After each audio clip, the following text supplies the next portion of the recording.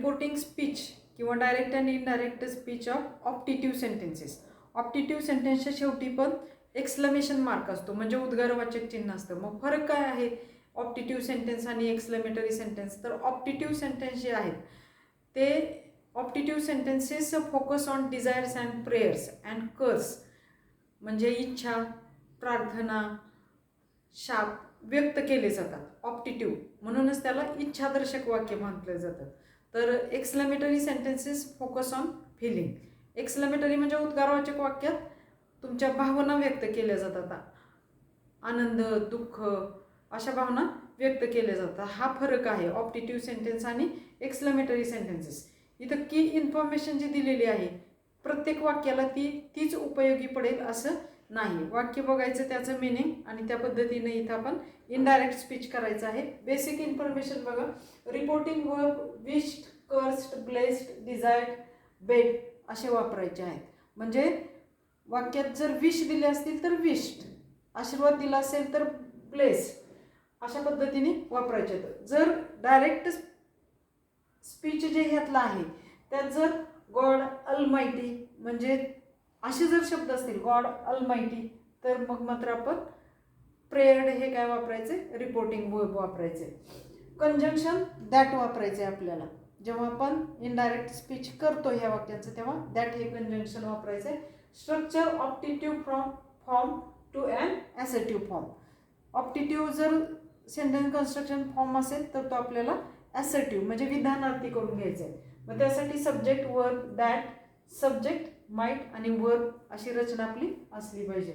May is changed to might. जर इथं मे, जेव्हा आपण एखाद्याला चांगल्या इच्छा व्यक्त करतो तेव्हा मेनी वाक्याची सुरुवात होती ना आपल्या. May God bless you, may success in your work असं आपण म्हणतो. मग मेचं नेहमी काय होतं, माईट होतं. थँक्यू असेल तर थँक्ड, बीवेअर असेल तर वॉन्ट, बाय गॉड असेल तर स्वेअर. आणि जेव्हा हे तुम्ही वापराल थँक्ड, वॉन्ट, स्वेअर, त्यावेळी आपल्याला दॅट हे कंजंक्शन वापरायचं नाही. वुड दॅट, ओ दॅट जर वाक्यात असेल तर विश दॅट आपल्याला रिपोर्टिंग वर्ब वापरायचं आहे. First sentence, he said goodbye friends. Goodbye निरोप देणे, मग त्याच्यासाठी काय वापरतात इथं, बेट. बीटचा पास्ट टेन्स आहे तो बेट. ही bade his friend good bye. ही बेट हिज फ्रेंड्स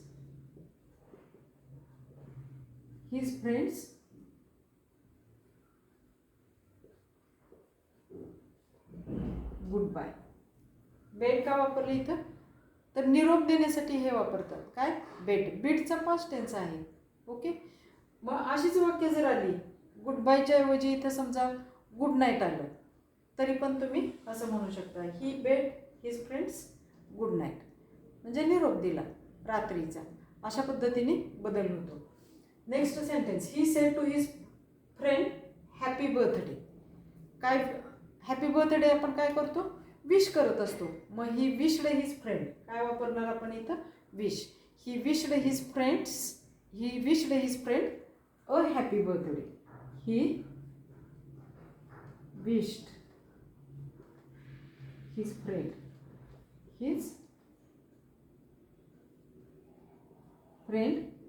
अ हॅपी बर्थडे.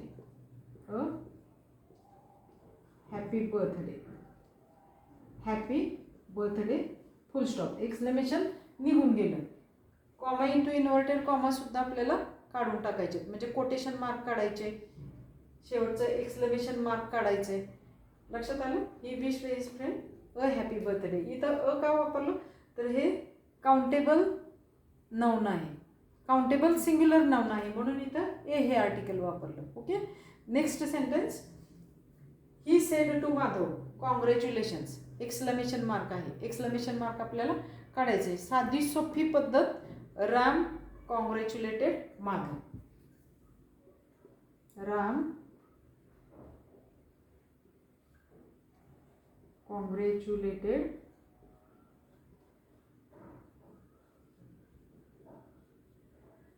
माधव. काय केलं आपण, फक्त पास्ट टेन्समध्ये हे वाक्य केलं. सेड टूच्या ऐवजी इथं आपण कॉंग्रॅच्युलेटेड हेच वापरलं. राम कॉंग्रॅच्युलेटेड माधव. म्हणजे आपल्याला इनडायरेक्ट स्पीच करायचं होतं ते आपण केलं. इथं बघा कुठलाही इथला नियम कुठलाच वापरला नाही आपण. दॅट वापरलं नाही आहे. त्यानंतर इथं दिलेली रिपोर्टिंग वर्ब पण वापरलेली नाही आहेत. डायरेक्ट राम कॉंग्रॅच्युलेटेड माधव असं वाक्य आपण केलं. Next sentence, Renu said to Radha thank you madam. जेव्हा आता डायरेक्ट स्पीचमध्ये सर मॅडम असे रिस्पेक्टने वापरलेले जर शब्द असतील, म्हणजे सर मॅडम, तर त्या वाक्यात आपल्याला काय वापरायचं आहे? रिस्पेक्टफुली वापरायचं आहे. रेनू रिस्पेक्टफुली थँक्ड कुणाला म्हणते ती? राधा. मॅडम वापरायची काही गरज नाही आहे. मग वाक्य आपलं रेनू रिस्पेक्टफुली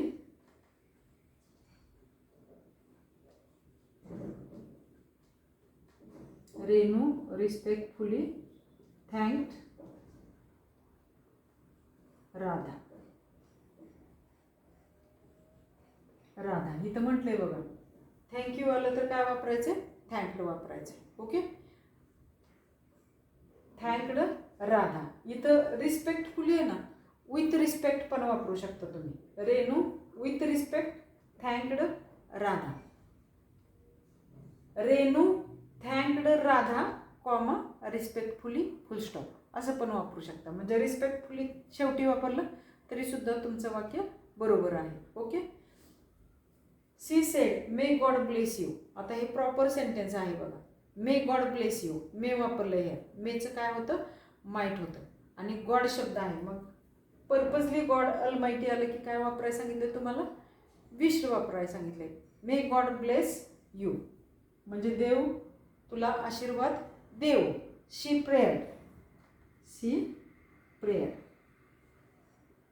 प्रेयर्ड वापरला आपण इथं का तर इथं गॉड आलेला आहे शब्द. शी प्रेयर्ड दॅट. आता इथं दॅटने वाक्य जोडायचं आहे.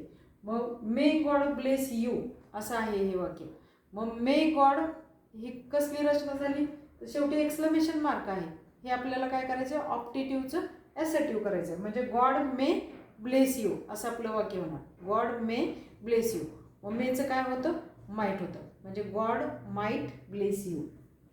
That God might bless me काय घेतलं इथं? तर इथं ऑब्जेक्ट नाही आहे दिलेला. ऑब्जेक्ट दिलेला नसला की आपण जनरली काय समजतो? आय समजतो. मग आय वरून इथं काय घेतलंय? मी घेतले. लक्षात आलं? फर्स्ट प्रोनाउन घेतलंय. Next, she said would that I were rich. आता असलंच वाक्य आपण एक्सक्लेमेटरी सेंटेन्स शिकलो तेव्हा आपण शिकलो होतो. ही सेड वुड दॅट, इथं काय वापरलंय? वुड दॅट आहे. म्हणजे आपल्याला काय वापरायचं आहे इथं? Wished that. म्हणजे आपलं इथं वाक्य कसं, आपण इथं रिपोर्टिंग वर्ब काय वापरणार आहोत? तर विश्ड दॅट. मग आपलं वाक्य कसं, सुरुवातच वाक्याची कशी होईल? तर ही विश्ड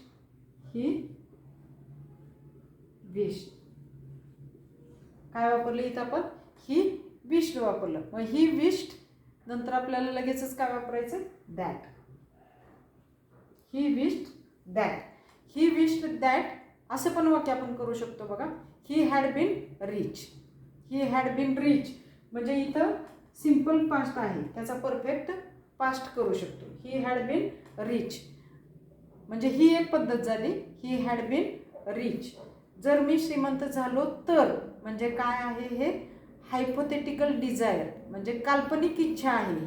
मग जेव्हा हायपोथेटिकल डिझायर येते तेव्हा हे जे वेअर आहे हे जसंच्या तसे ठेवतात. त्यात शक्यतो बदल करत नाही. प्रोनाउनमध्ये बदल करतात पण ह्यात बदल करत नाही. मग that he were rich. Were आपण जसंच्या तसं का ठेवलं? तर हायपोथेटिकल डिझायर म्हणजे काल्पनिक इच्छा आहे म्हणून हे जसंच्या तसं वेअर ठेवलं. असं वाक्य केलं तर ते सुद्धा चुकीचं आहे असं म्हणता येणार नाही आपल्याला, पण हे बरोबर वाक्य आहे. Okay, next sentence, the beggar said go to help. Beggar म्हणतो इथं म्हणजे भिकाऱ्यानं काय दिलं?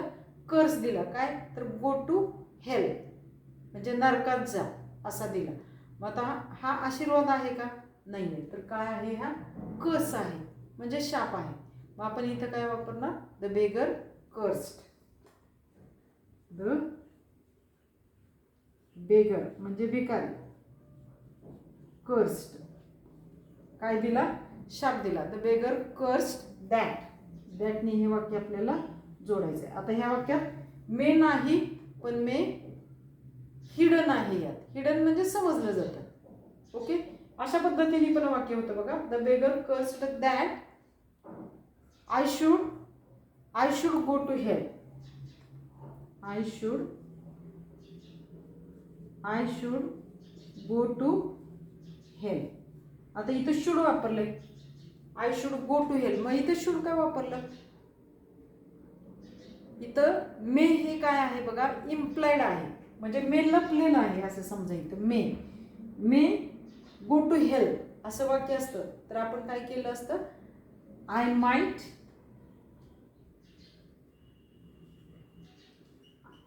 Might go to help. शुडच्या ऐवजी आपण काय वापरलं असतं, इथं माइट वापरलं असतं. I might go to help. पण इथं माइट दिलेलं नाहीये म्हणून आपण इथं पास्ट टेन्स कॅरी करण्यासाठी इथं काय वापरलंय, शुड वापरलंय. लक्षात आलं. म्हणून हे वाक्य the beggar cursed that I should go to help. तुम्ही असं जरी वाक्य केलं, the beggar cursed that I might go to help, तरी सुद्धा हे वाक्य बरोबर आहे. आता इथं स्ट्रॉंगली डिझायर व्यक्त केली आणि आपल्याला पास्ट टेन्स मध्ये दर्शवायचे म्हणून आपण इथं शुड वापरलं. माइट वापरलं तरी सुद्धा वाक्य तुमचं बरोबर आहे. या पद्धतीने जर ऑप्टिट्यूड सेंटेन्सेस आली तर या पद्धतीने त्याचा इनडायरेक्ट स्पीच तुम्ही करू शकता. चॅनलला नवीन असेल तर लाईक, शेअर, सबस्क्राईब करा. ह्याचा जो होमवर्क आहे किंवा वर्कशीट आहे, एक्झरसाइज वर्कशीट, ती पण मी तुम्हाला पाठवून देईन. ओके.